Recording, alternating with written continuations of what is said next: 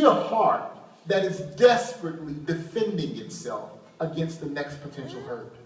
Like, do you see their condition? Like, do you see a heart that is trying to love itself because it fears that no one else will?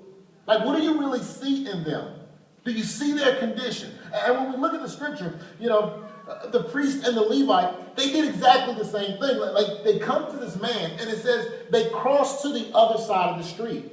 They saw the man, and they refused to respond to his condition. They refused to consider how he got to this place in his life. They refused to consider why he was laying there in the first place. They refused to consider what he was feeling about the current place that he was in life. They refused to respond to it. So what they did is they crossed to the other side to avoid the responsibility of meeting his need.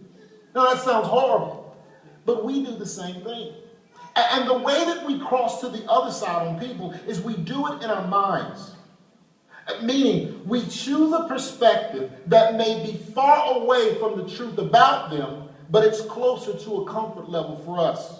In other words, we see people and we're intimidated by their circumstances. And so in our minds, we quickly come up with an explanation for why they are where they are or why they are the way that they are. We come up with an excuse, a justification, a rationale, and then we use that as an excuse to keep ourselves from taking the responsibility of meeting their needs.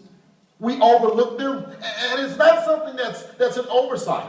Like, it's a conscious, deliberate decision to not love people. And we do that over and over again. I'm guilty, you're guilty. We do it over and over again. And we think it's okay simply because we don't hate them. We think that God is grading us by how few people we hate instead of by how many people we love. Do you understand?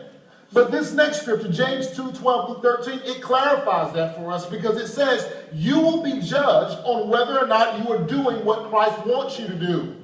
So watch what you do and what you think, for there will be no mercy to those who have shown no mercy. But if you have been merciful, then God's mercy towards you will win out over his judgment against you. Yeah, it says, so watch what you do and what you think. Courtney, that's so true when you mentioned the problem about, the problem starting in our minds. And when we think about it, our minds can often condemn us, as well as our actions. But it's really what's up here that God sees all the time. Even though we can kind of switch it up and begin making it look completely different in the public view, what's going on up here? But I'm so grateful